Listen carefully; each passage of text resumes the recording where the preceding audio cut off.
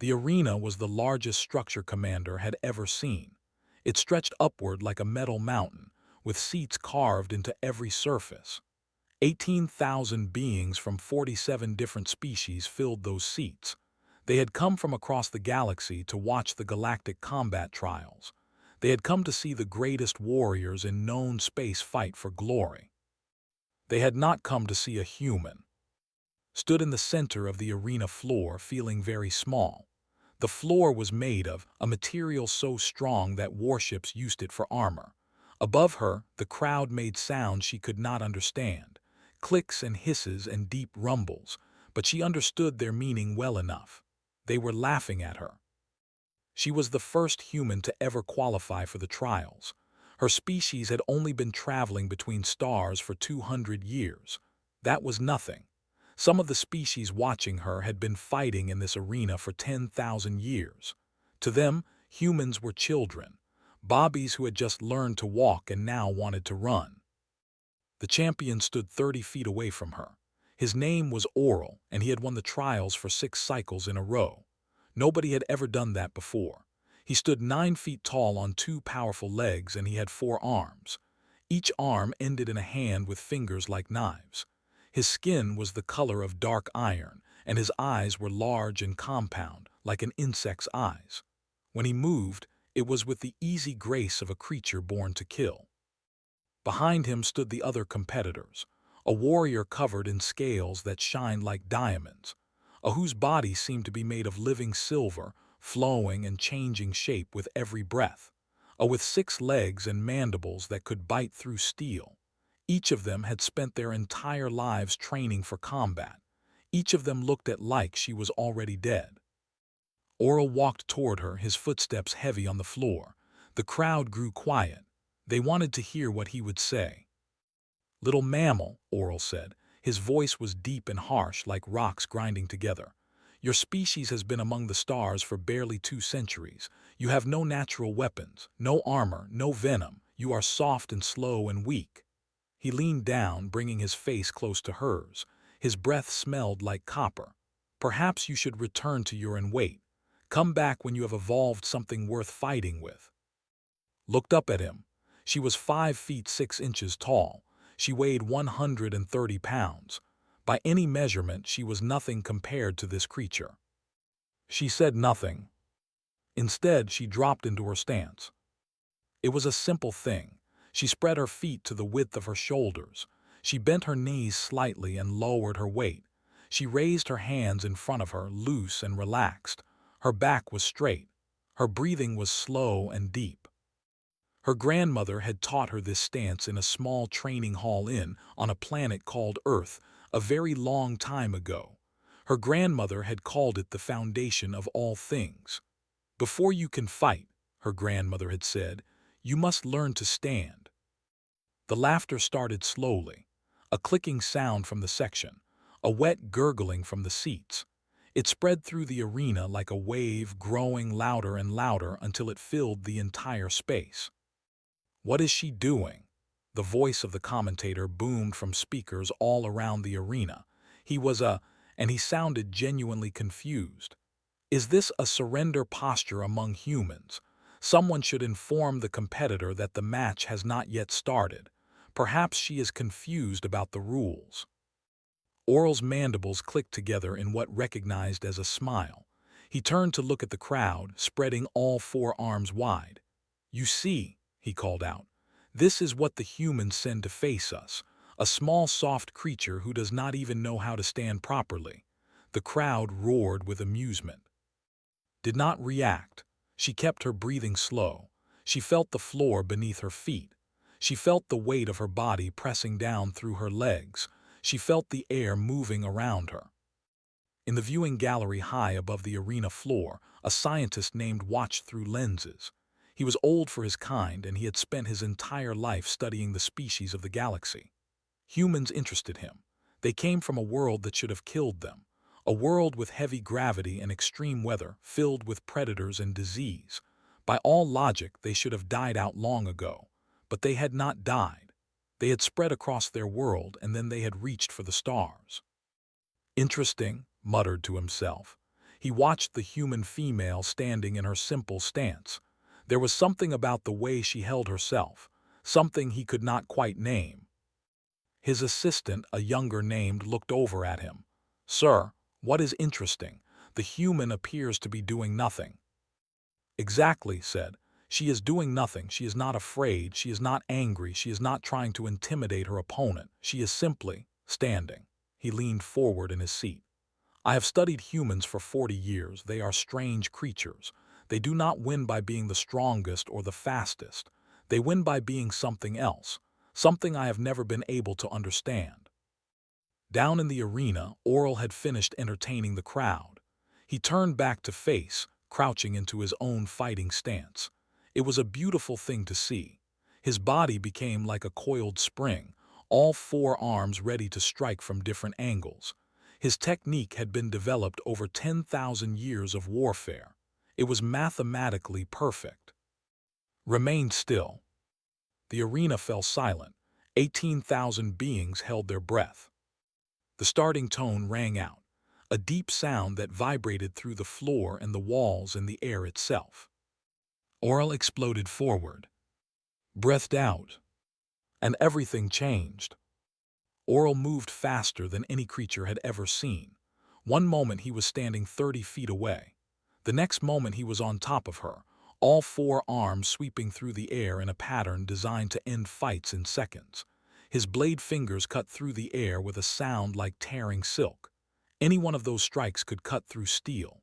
Together, they created a wall of death that no opponent had ever survived. The crowd held its breath. They had seen this technique many times before. They knew what came next. The soft little human would be cut into pieces before she could even scream. But was not there. She had moved, not backward, which was what any sensible creature would do, not forward, which would have been suicide. She had moved sideways, just 2 inches to the left, a tiny shift of her weight, a small turn of her shoulders. Oral's blades passed through the space where she had been standing. They cut nothing but air, and suddenly, impossibly, the human was inside his guard. She was closer to him than any opponent had ever gotten, closer than should have been possible. Her palm struck his thorax. The sound it made was like thunder, a deep boom that echoed through the arena and made the seats vibrate. Oral, the undefeated champion, the greatest warrior of his generation, flew backward. His feet left the ground. He traveled 3 full steps before he landed, staggering, his compound eyes wide with an emotion they had never shown before. Confusion. The crowd made no sound. The silence was so complete that could hear her own heartbeat. In the commentator's booth, the announcer stared at his instruments. His voice came out as a whisper that the microphone still picked up. Impossible. She redirected his momentum, but the force required to. The calculations do not. This cannot. Return to her stance. Feet shoulder-width apart, knees bent, weight low, hands raised. She breathed in slowly through her nose. Oral shook his head as if trying to clear water from his ears. He looked down at his thorax where a crack had appeared in his iron-hard exoskeleton. A small crack, a tiny thing, but it was there. No one had ever cracked his armor before. "What?" he started to say. Waited. High above in the viewing gallery was already moving. His old body creaked as he rose from his seat and grabbed by the arm. "Get me a ground-penetrating scan of the arena floor," he said. His voice was urgent in a way that had never heard before. "Now, right now." "Sir, a ground scan. Why would we need?" "Do not argue with me, just do it." Hurried to comply, pulling out his instruments and calibrating them for a deep scan. Turned back to watch the arena floor, his scales rippling with colors that indicated extreme agitation. Below, the fight continued. Oral attacked again. This time he was more careful. He used only 2 arms at first, testing, probing. His strikes were still fast enough to kill, but they were controlled. He was trying to understand what had happened. Moved like water. Each attack passed within inches of her body, but none of them touched her. She did not block, she did not retreat, she simply was not there when the strikes arrived, and with each attack that missed she answered. A palm strike here, an elbow there, a short, sharp punch that seemed to come from nowhere. Each hit made that same thunderous sound. Each hit drove Oral back another step. The crowd began to murmur. This was not how fights were supposed to go. The smaller creature was supposed to lose. The weaker species was supposed to fall. That was the natural order of things. That was how it had always been. But the human would not fall. By the second minute, Oral had abandoned all technique. He threw himself at with all four arms swinging wildly. It was not elegant, it was not beautiful, it was desperate. Flowed around his attacks like smoke. She moved just enough to avoid each strike, never more. Her counters were short and precise. She never overextended. She never lost her balance. She always returned to her stance. By the third minute, something strange began to happen. Every blow that Oral landed on, and some did land, glancing shots that should have shattered human bones, seemed to hurt him more than it hurt her. His arms trembled after each impact. His legs began to shake. "What are you?" he gasped between attacks. Did not answer. She did not waste breath on words. She simply continued to stand and move and strike and stand again. In the galleries, instruments beeped. "Sir, I have the scan results." Grabbed the display and looked at the data. For a long moment he did not move. His scales went very pale. "That cannot be correct," he whispered. "Run it again." "Sir, I already ran it 3 times. The readings are consistent." Looked down at the arena floor, at the small human female standing in her simple stance, at the hairline fractures that his instruments showed spreading through the beneath her feet. The arena floor was cracking. Not from any impact, not from any weapon. The floor was cracking because of what was happening inside's body, because of what she was doing to the force of every attack that hit her. "Stop the match," said. His voice was quiet. "Blinked, sir." "Stop the match," roared. But it was already too late. Down in the arena moved. She caught Oral's leading arm, turned her body, and threw him. It was a simple technique. Her grandmother had taught it to her when she was 6 years old. Hip beneath his center of gravity. Pull, rotate, release. The undefeated champion of the Galactic Combat Trials hit the floor with a boom that shook the entire arena. He did not get up. And in the silence that followed, 18,000 beings all noticed the same thing at the same time. The floor beneath's feet had shattered. The cracks spread outward from his feet like frozen lightning.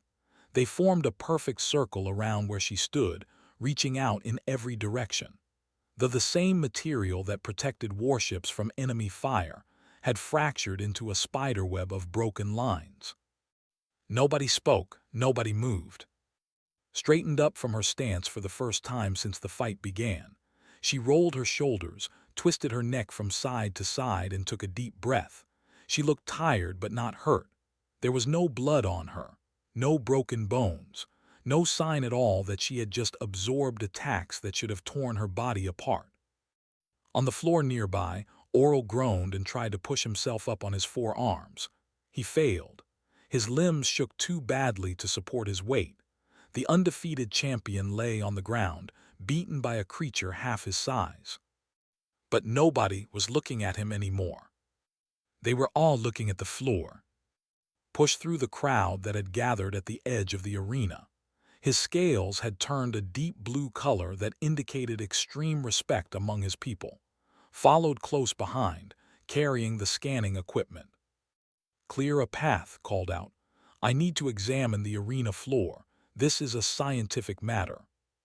The guards hesitated.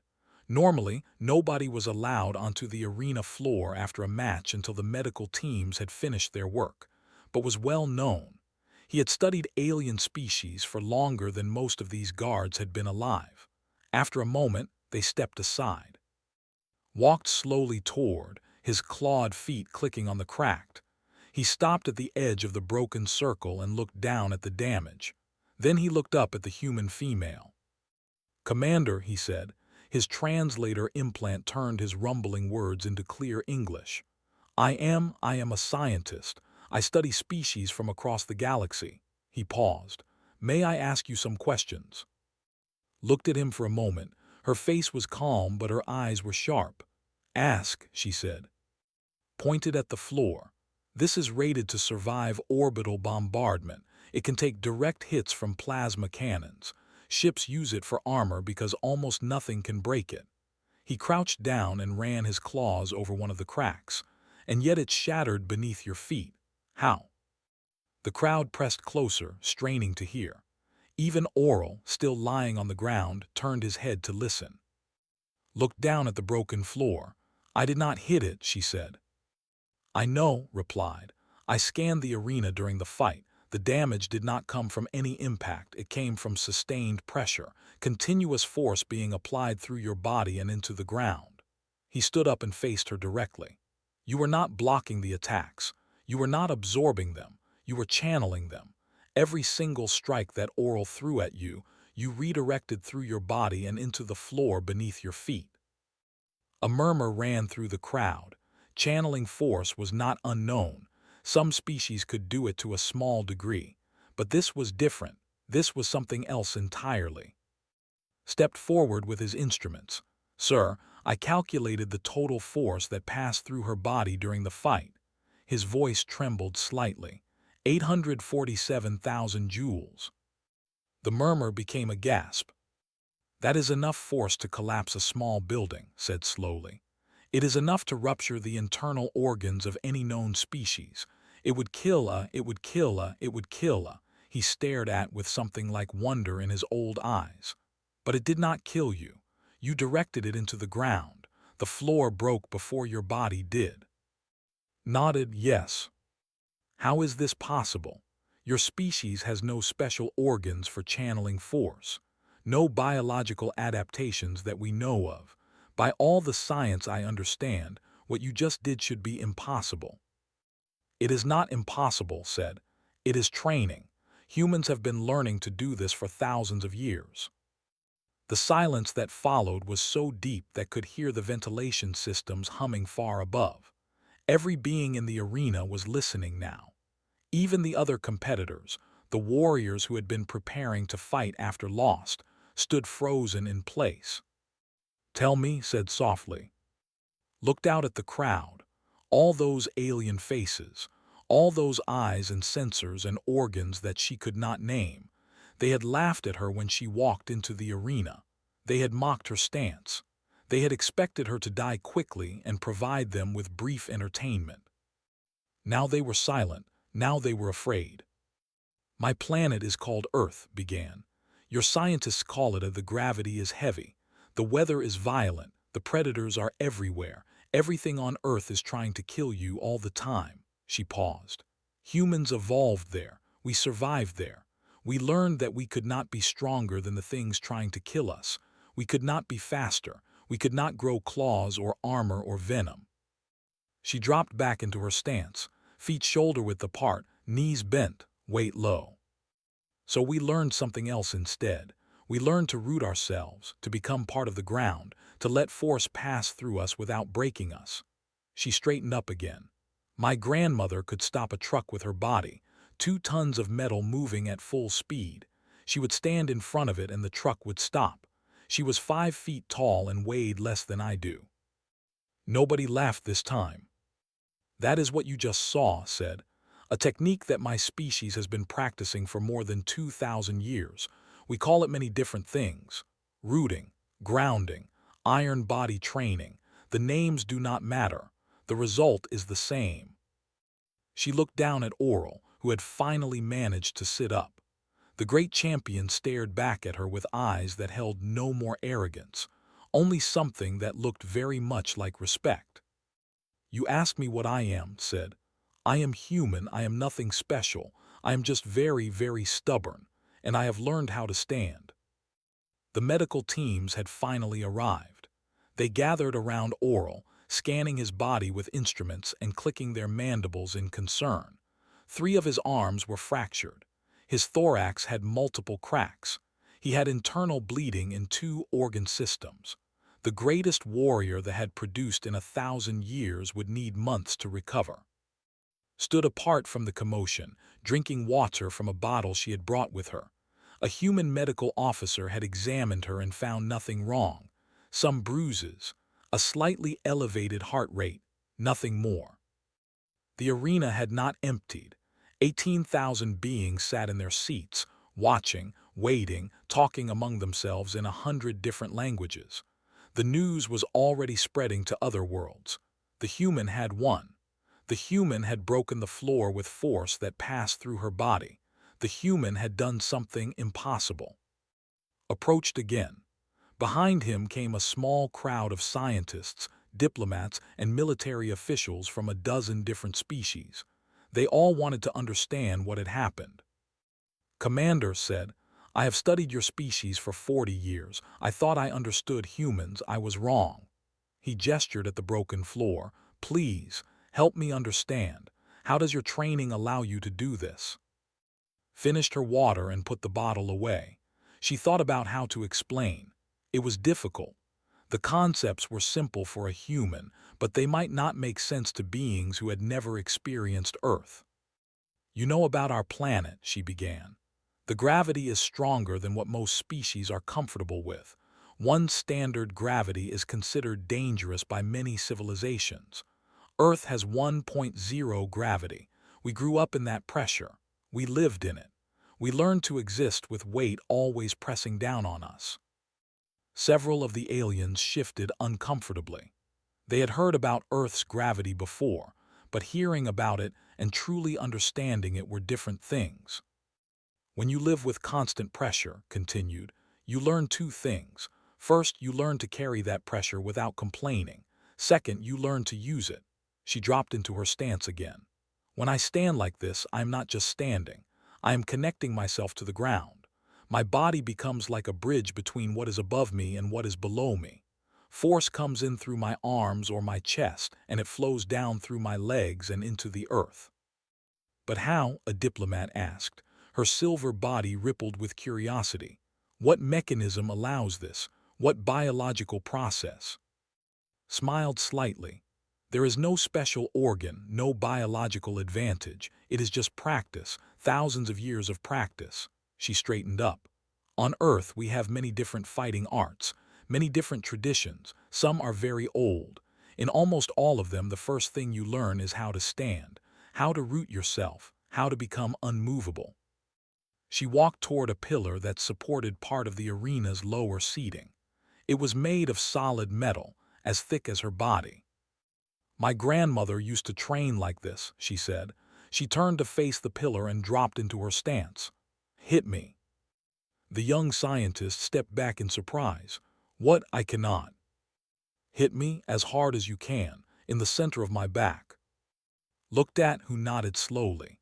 The young approached from behind, raised his arm and struck her between the shoulder blades. The blow would have killed a human who was not prepared. It would have shattered spine and burst organs. Did not move. She did not even shift her weight. But the metal pillar in front of her groaned. A dent appeared in its surface, directly in front of where her hands were positioned. The crowd gasped. "The force went through me," explained, stepping back from the pillar. "Into the ground and also into the pillar. I directed it, controlled it. This is what my grandmother could do. This is what many humans can do with enough training." Stared at the dented pillar. His mind was racing through everything he knew about human history. "The stories," he said slowly. "The old stories from your planet. Warriors who could punch through walls. Fighters who could take any blow and remain standing. We thought those were myths, exaggerations." "Some were exaggerations," admitted. "But not all.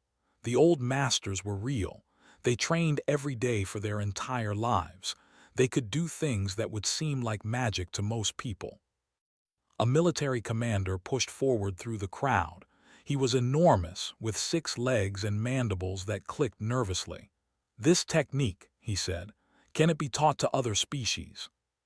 Considered the question. "I do not know. We have never tried. The training takes decades. It requires a certain kind of body awareness that humans develop naturally because of our gravity and our way of moving." She paused. "But I suppose it might be possible if someone was willing to spend 20 or 30 years learning." The commander went very still. 20 or 30 years was nothing to his species. They lived for centuries. But the idea of spending that long learning a single combat technique was strange to them. They preferred to rely on their natural weapons, their claws and their mandibles and their armored shells. "You must understand something," said. She addressed the crowd now, not just the officials gathered around her. "Humans are not special. We are not stronger or faster or smarter than other species. We die easily. We age quickly. We have no natural weapons." She looked around at all the alien faces watching her. "But we never give up. We never stop trying. We never stop learning. That is our only advantage. The universe has been trying to kill us since we first crawled out of the ocean. We are still here." She pointed at the broken floor. "That is what you just saw. 2,000 years of stubbornness. 2,000 years of humans refusing to fall down." In the silence that followed, Oral spoke. The medical teams had helped him sit up, and his voice was weak, but it carried across the arena floor. "I have fought for 60 years, he said. "I have faced warriors from 100 worlds. I have never been defeated." He looked at with his compound eyes. "Until today. Until a small, soft creature from a death world showed me that strength is not everything." He lowered his head, a gesture of respect among his people. "I was wrong about humans. I will not make that mistake again." Nodded at him. It was a simple acknowledgement between warriors. Then she turned and walked toward the arena exit. Behind her, the crowd began to talk. The sound grew louder and louder until it filled the entire structure. But this time, nobody was laughing. They were afraid. 3 days passed. 3 days of meetings and arguments and frantic communications between worlds. The Galactic Combat Trials Commission met in emergency session 4 times. Scientists from every major species requested access to the arena floor, wanting to study the cracks. Military commanders demanded to know how many humans could do what had done. Diplomats sent worried messages back to their governments. And through it all, waited. She stood at the viewport of the orbital station that orbited the arena world. Ships came and went below her. Cargo vessels, passenger liners, military cruisers painted in 100 different colors. The galaxy was vast and busy, and it did not stop just because one human had won a fight. Ambassador found her there on the morning of the 3rd day. He was a small man with gray hair and tired eyes. He had been the human diplomatic representative for 15 years, and he had never dealt with anything like this. "Commander," he said, "the Commission has reached a decision." Did not turn from the viewport. What did they decide? "They are creating a new division for the combat trials. Humans will compete separately from other species." Paused. "Not because we are too weak, because our physiology makes standard force calculations meaningless. They literally do not know how to score fights involving human contestants." Smiled slightly. "How are the other species taking this news?" "Mixed reactions. Some are relieved. They did not want to face humans in combat anyway. Others are angry. They see it as unfair. A few are curious." Moved to stand beside her at the viewport. "The champion, Oral, he asked if he could train with humans. He wants to learn our techniques." "What did you tell him?" "I told him I would ask you." Considered this. Oral had mocked her before the fight. He had called her species weak and primitive, but he had also shown respect when she defeated him. He had acknowledged that he was wrong. "Tell him yes," she said, "but warn him that it will take a very long time. Our training cannot be rushed." Nodded and made a note on his communication device. "The scientists are going crazy," he added. "Especially, he wants to write a complete study on human combat techniques. He has requested permission to visit Earth and observe training sessions in our traditional martial arts schools." "Grant him permission," said. "He is honest. He wants to understand, not exploit. Those are different things. Some of our military commanders are less happy, said carefully. They feel that you have revealed too much, that you have shown the galaxy a secret that should have remained hidden. Finally turned from the viewport, her eyes were calm but hard. There is no secret, Ambassador. Everything I did in that arena has been taught openly on Earth for thousands of years. Anyone can learn it. Anyone can visit our training halls and watch our students practice. She paused. Our strength was never a secret weapon. It was always there for anyone to see. The other species simply never looked. Nodded slowly. He had served with military officers his whole career. He knew the difference between soldiers who fought because they were ordered to and soldiers who fought because they believed in something. Was the second kind. The door to the observation deck opened and entered. His scales had shifted to soft blue, the color of respect among his people. Behind him came, carrying what looked like a book bound in some kind of leather. Commander said, I have been researching your planet's history, your combat traditions, your training methods. He gestured for to hand her the book. This is a collection of writings from your ancient masters. They describe techniques that my people have studied for decades without understanding. Now, after watching you fight, I believe I finally understand what they meant. Took the book and opened it. Inside were pages of old writing, translated into modern human English. She recognized some of it. Passages from training manuals that her grandmother had read to her when she was young. Wisdom from teachers who had died centuries ago. The root is everything, she read aloud. A tree that has no roots will fall in the first wind. A warrior who has no root will fall to the first blow. Therefore, before learning to strike, learn to stand. Before learning to attack, learn to remain. She closed the book and looked at, You translated these well. I tried, the old scientist said, but I do not think I truly understood them until 3 days ago. Your species does not think like other species, Commander. We look at combat as a contest of strength and speed. You look at it as a contest of patience and endurance. He shook his head slowly. On my world, when we face an obstacle, we try to overcome it with force. On your world, you learn to simply outlast it, to stand in place until the obstacle breaks before you do. That is the human way, agreed. It terrifies me, admitted, and I am not easily terrified. Handed the book back to, Good, she said. Fear is healthy, it keeps you alert. She looked at both scientists with something that might have been warmth. But you do not need to be afraid of humans. We are not conquerors. We do not want to rule the galaxy. We just want to survive, to grow, to learn, she smiled. Like everyone else. And if someone tries to stop you, asked quietly. Turn back to the viewport. Out there among the stars were thousands of worlds, trillions of beings, civilizations that had risen and fallen while humans were still learning to make fire. The galaxy was old and vast and dangerous. But humans had come from a world that was also dangerous, a world that had tried to kill them every single day for 200,000 years. They had survived oceans and deserts, ice ages and volcanic eruptions, predators with teeth and claws, diseases that had killed millions, wars that had nearly ended their species entirely. And they were still here. If someone tries to stop us, said, they will learn what Oral learned, what the floor of that arena learned. She dropped into her stance one more time, feet shoulder-width apart, knees bent, weight low. They will learn that humans do not need to be the strongest. They do not need to be the fastest. They just need to be stubborn enough to keep standing. She straightened up and walked toward the door. The universe has been trying to knock us down for 200,000 years, she said over her shoulder. We are still here, and now we are out here too. Behind her, an ambassador watched her go. None of them spoke. There was nothing to say. In the arena far below, workers were already repairing the damaged floor.